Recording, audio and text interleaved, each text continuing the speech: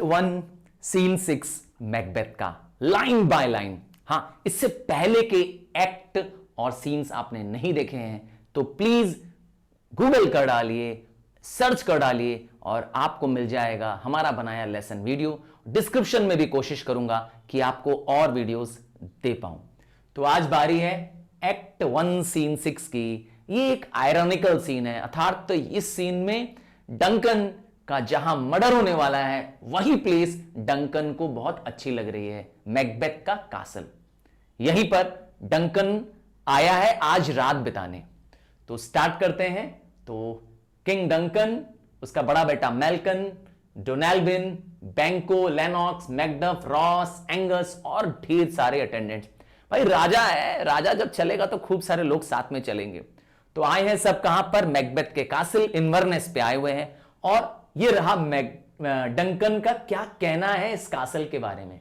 देखिए आयरनी क्यों है, यहीं पे आज उसका मर्डर होने वाला है और आज वो उस कासल की तारीफ कर रहा है।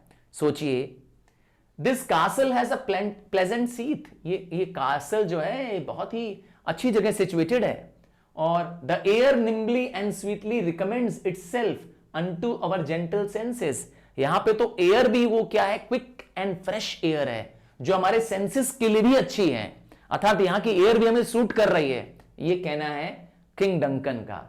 अब बैंको तो उससे दो हाथ और आगे है। देखिए बैंको क्या कहता है, दिस गेस्ट ऑफ समर। याद रखिएगा ये एक समर में ज्यादा पाए जाने वाली बर्ड है, नाम है मार्लेट। क्या लिखा है? टेंपल हॉन्टिंग मार्लेट, अर्थात चर्चेज में घर बनाने वाली एक बर्ड है, छोटी सी बर्ड है मार्लेट। Dodge approve it. तो इस बात का सबूत कि यहां की एयर अच्छी है, इसका सीट प्लेजेंट है इस कासल का, कौन अप्रूव करता है? ये मार्लेट, जो कि टेंपल्स में अर्थात चर्चेज में जो घर बनाती है। बाय हिज बिलवेड मैसनरी, क्योंकि इसका मैसनरी, इसका घर कहां है? यहीं पर है। यहां पर तारीफ हो रही है मैकबेथ के कासल इन्वर्नेस की और इस समय बैंको तारीफ कर रहा है। कह रहा है that the heaven's breath smell wooingly here. यहां हेवंस ब्रेथ का मतलब है यहां की जो एयर है वो स्वीट है, प्लेजेंट एयर है इस पूरे कासल में। No jutty frieze buttress. क्या नहीं है इस कासल में? कोई जट नहीं निकला हुआ है। जट मतलब होता है कोई हैंगिंग वाला स्ट्रक्चर टाइप का नहीं है, कोई ऐसा बाहरी निकला हुआ स्ट्रक्चर नहीं है इसमें। इसे कहते हैं ना ऐसा स्ट्रक्चर टाइप का निकला हुआ। कोई फ्रीज नहीं है, कोई वॉल में बनी कोई डेकोरेटिव स्कल्पचर नहीं है, कोई वॉल में ऐसा कोई स्कल्पचर नहीं है, ऐसा कोई डेकोरेशन पीस नहीं है वॉल में बना हुआ, और न तो कोई बटरेस है अर्थात न कोई सपोर्ट है इसके बनावट में, कोई ऐसा नहीं है यहां पर।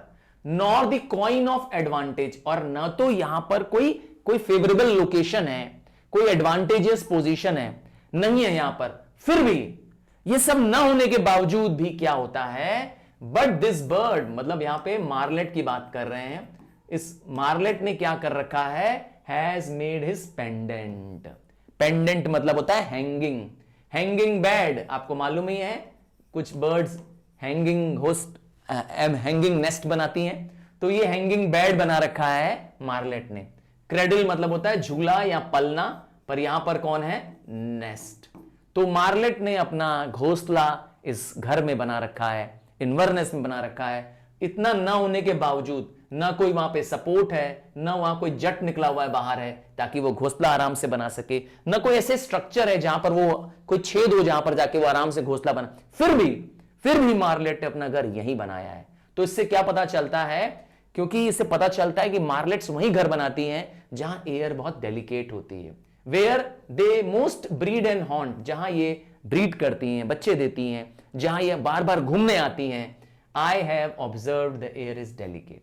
तो यहां पर दोनों ही धोखा खा गए हैं, बैंको भी और डंकन भी, दोनों ही धोखे में हैं। इस कासल को बहुत प्लीजेंट स्पेस मान रहे हैं, है ना, जबकि यहां पर क्या होने वाला है? आज मर्डर होने वाला है। चलिए तब तक लेडी मैकबेथ रिसीव करने के लिए आ जाएंगी। लेडी मैकबेथ ने आज का दिन अपने हाथ में ले रखा है। दिन कहूं क्या रात, आज की रात अपने कंट्रोल में ले रखी है। तो see our honoured hostess, the love that follows us sometimes is our trouble, which still we thank as love.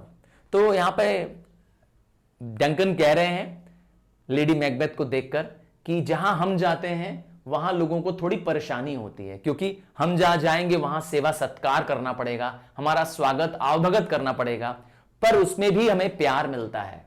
हम ट्रबल तो देते हैं but still we thank as love. अर्थात राजा होने के नाते ये तो आपका फर्ज है प्रजा का कि हमारी सेवा करें, पर फिर भी I am thankful to you for taking the trouble. Herein I teach you how you shall bid God us for your pain. और यहां पर मैं आप लोगों को यह सिखाना चाहता हूं कि भगवान भी आप लोगों को मदद करेंगे जब आप मेरे लिए पेन लेंगे। And thank us for your travel. और मैं आपको फिर से क्या करता हूं, थैंक यू करता हूं, क्योंकि आपने मेरे लिए आज की तैयारी की। हाँ भाई, राजा आया है तो पूरी तैयारी चाहिए। आप राजा को कोई वेलकम करेगा तो उतनी बड़ी स्वागत के लिए राजा के साथ जो आई हुई टीम है उसके लिए खाना पीना सोना पूरा इंतजाम करना चाहिए ना। तो इसीलिए वो कह रहा है आपने जो मेरे लिए ट्रबल लिया उसके लिए आपको थैंक यू। गॉड तो आपको ब्लेस करेगा ही, क्योंकि एक तरह से मैं गॉड का ही प्रतिनिधि हूं। और लेडी मैकबेथ क्या कहेगी, देखिए ये बहुत ही चालाक गिरगिट नुमा लेडी है, बहुत जल्दी रंग बदलती है। देखिए क्या कहेगी, all our service in every point twice done and then double. मतलब हम डबल से भी डबल अगर आपकी सेवा करते हैं, 4 टाइम्स भी सेवा कर देते हैं, वो भी कम है, वो भी कम है, वो भी सिंगल है। To contend against the honours, किसके मुकाबले, उन ऑनर्स के मुकाबले जो आपने हमें हीप किए हैं, आपने हमें दिए हैं हमारे घर आकर। अर्थात आपका हमारे घर में आना हमारे लिए ज्यादा ऑनरेबल है। हमारे द्वारा दी गई सर्विसेज का भी अगर हम 4 गुना कर दें तो भी वो कम होगा। For those of old and let dignities. और अभी रिसेंट भी आपने हमें क्या दिया है, लेट। ओल्ड डिग्निटी कौन है, थेन ऑफ ग्लेमिस, और लेट डिग्निटीज कौन है, थेन ऑफ कॉर्डर। ये 2 डिग्निटीज उनको मिल चुकी है ना।